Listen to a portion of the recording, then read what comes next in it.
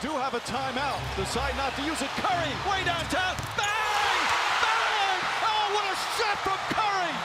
What's up, everybody? My name's Ethan. This is Courtside TV. If you're new, don't forget to subscribe, and let's get into it. So, there's been a new development with the whole Gordon Hayward thing. I made a video last week talking about Hayward to the Hornets and, what that means mostly for Charlotte. I talked more about them than I did about Boston in that video. But today we're going to kind of dive into the Celtics side of things, especially now that we know that it's going to be a sign and trade rather than just him leaving in free agency. It's going to be a sign and trade. I believe the Celtics are giving up 2 second-round picks and getting 1 back in return. Those are pretty non-consequential. Really, the whole meat of this deal is so that the Celtics can get that massive trade exception for Hayward. It's going to be, I believe, $28.6 million trade exception, which is the largest in league history and the largest, of course, this offseason. It'll expire 1 year from today, so they'll have it through next offseason and at this year's trade deadline. So this is a really, really big weapon for the Celtics to be able to use to acquire somebody, because it's, that's a near max level player can fit into that exception, and you can acquire them without giving up any salary back. The thing about a trade exception is you can't add additional salary to match it. So you couldn't say add Marcus Smart and then take in somebody making over 30 million, like a max level player of that caliber. That wouldn't be something you can do, because it has to be somebody making exactly that number or less. Or you can kind of split it up and acquire 2 to 3 players who are maybe on smaller contracts that can take up some of that space combined, that are equal to less than that, even from multiple teams, if you're bringing in, a guy here, a guy there, whatever. So they have a lot of options in this next year, and I would imagine that because they were, giving up assets in order to create this trade exception, that they are planning on using it at some point. Maybe not for the full amount, because that, that increases their tax bill and all of that. But, I would assume that we'll see the Celtics look to acquire a player into that exception within the next year. So I did see a report today that it's slightly less than Bradley Beal's salary, which is very, very interesting. I'm not sure if that was done on purpose by the Hornets just to kind of screw the Celtics over there. Probably not. I guess it just coincidentally kind of worked out that way. But it is $100,000 less than Bradley Beal's salary for next year, so they can't acquire Bradley Beal into that, which is a little bit unfortunate, but I didn't think the Wizards were going to trade him anyway. But if people are kind of looking at, what stars are available, Beal is usually the first guy on the list, but for the Celtics, they're not going to be able to do that. So, who does this allow them to get? Maybe a guy like Buddy Hield, who, there had been rumors about them being interested in him for a little bit. He would make sense, as a good shooter, a guy who can play. It seems like he wants out of Sacramento. He would probably come off the bench for Boston, but he'd be able to come in and give you some nice that nice scoring and shooting touch as well. So that would be an okay option there. Potentially a guy like, if you're splitting it up, maybe Justice Winslow, if he doesn't work out with the Grizzlies. We know that Danny Ainge had coveted him in the draft a couple of years ago. They didn't end up getting their hands on him, but maybe they have a chance to get him now. Obviously, he hasn't really panned out to his potential. A lot of that has been due to health concerns and injury stuff, but maybe that's an option there for them. Maybe a guy like Spencer Dinwiddie from Brooklyn, if he gets traded in a big deal and then maybe rerouted to Boston, depending on what if Brooklyn's actually going to be acquiring James Harden, who knows at this point, but maybe he would be available as a guy who can come in and help them. You're just thinking of guys on that middling salary. If it makes more sense to me that they're probably going to split it up, right? There's not a lot of guys out there who are making that much money that are on the trade market right now. So yeah, unless it's Buddy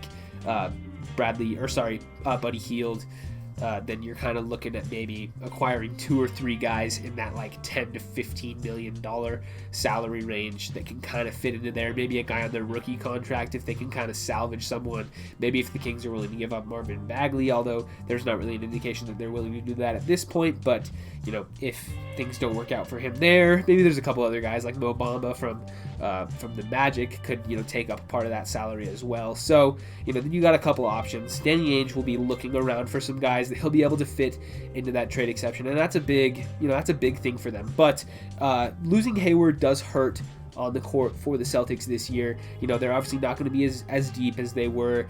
He was a guy who could come in and be, an efficient scorer off the bench. At times he was starting, but, he's been a bench player as he recovers from that major ankle issue he had. And so, Hayward while not the greatest player, he was certainly a very valuable piece for Boston, and losing him, will hurt them. And it also, this orchestrating the sign and trade here kind of puts the Celtics in a little bit of a better light than they were, a couple of days ago at this point, because we had heard rumors that, Indiana was engaged on Gordon Hayward. That's where he wanted to go. They were willing to pay him a contract similar to the one he got from Charlotte, but it ended up not going down, mostly because the Celtics didn't even want to take on Miles Turner, which was surprising to a lot of people, because Miles Turner is a guy, obviously the Celtics needed a center. They've since signed Tristan Thompson, but before that move, they needed a center. It seemed like Miles Turner would have been a good fit. He was available from Indiana. They could get him from giving up Gordon Hayward, who was going to leave anyway, right? You can get something back for a player, and even if you didn't like Miles Turner, maybe you think he's overpaid and you didn't want him on the roster, whatever, that's still a trade asset that maybe you could flip down the line. So that kind of put the front office there kind of in a bad light, but getting this huge trade exception, we'll have to see what they do with it, but that kind of really does fix a lot of the offseason problems for the Celtics here. Potentially acquiring a big name player, whether that's at the deadline this year or next offseason, that would certainly recoup some of the value that they've lost here. So not getting Miles Turner, well, I think that may have been a misstep. This kind of makes up for that. And then the other thing that I wanted to mention with this is Hayward opting out of this salary, which was pretty surprising for a lot of people, right? He was about, I believe it was $34 million, and he had that player option for this year. He decided to opt out and take the long-term security with Charlotte. And if you look at that number, right, it's like, well, of course it makes sense that he would opt out, right? He's getting, a little bit less annual value. He's getting about $30 million a year rather than 34, but for the next 4 seasons, which is a lot more financial security for a guy who's, still had a major injury in his past and is probably not as good as he once was, but getting $30 million a year for Gordon Hayward is really, really good. And so a lot of people didn't expect his market to be that high, but he ended up, opting out of that contract because I'm sure that he had word beforehand that he was going to get offers that are, more advantageous for him to take. And so I think what that signals to me is this kind of sets a precedent now. We've seen this over the past couple off seasons, where players are now, we shouldn't necessarily pencil in these big player options as like, oh, this guy's definitely going to take that. That's more money than he'll earn on the open market.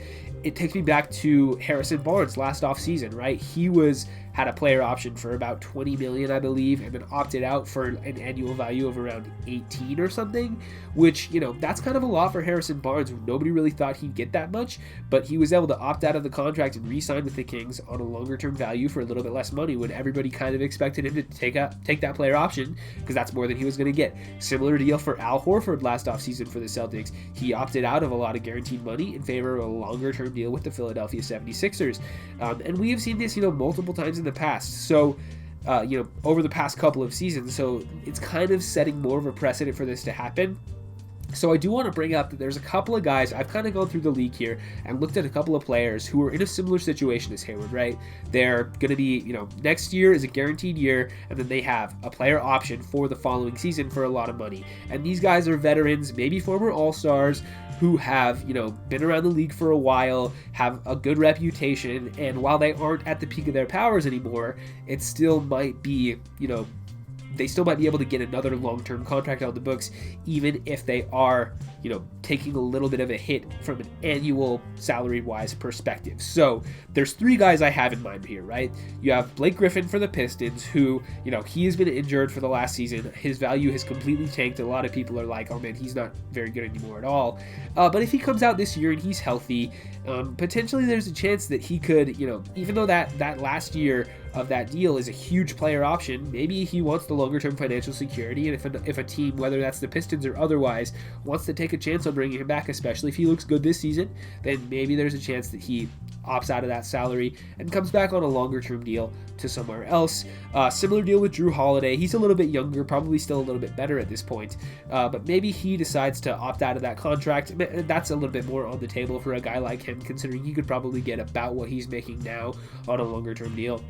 We'll have to see how this year goes in Milwaukee for him, but that's a guy who you could potentially see opting out, as well as Chris Paul. Now that might seem insane because Chris Paul is making about $46 million a year with the Suns on that final year of that contract, and of course that's a ton of money. But if Chris Paul is still good, a year from now, and all signs say that he will be, turns in a good season with Phoenix, and maybe they decide that they want to keep him around for like 4 or 5 more years because they think, oh well, man, this guy is, even though he's 35, there's signs that he's going to age well, and he's played well for us this year. So, maybe they offer him, 35 a year, like, something like that, 30 to 35 million a year. Well, that's kind of a big hit in year one. That's a lot of long-term financial security for a veteran point guard. So, don't necessarily write in pen the fact that Chris Paul, Blake Griffin, Drew Holiday are all going to pick up their options for next year, because I don't necessarily think that's the case. They always could, but this Hayward move, along with the precedent set by Harrison Barnes from last year, Al Horford, as well as other guys in the past, this is kind of seeming like maybe it's trending more towards some of these guys, these veterans, former All-Stars. Maybe they can get a little bit more on the open market than we might think initially. So that's about all I have for you today on the Gordon Hayward sign and trade from the Celtics to the Hornets. Hope you guys enjoyed that one. Like I said at the top of the video, if you're new, don't forget to subscribe, leave a like, ring the bell if you want to, leave a comment letting me know what you guys think about this, and the possibility that of the precedent that this sets about other players potentially turning down large player options. But with all that said, that's going to be it for me today, and I'll see you guys in the next one.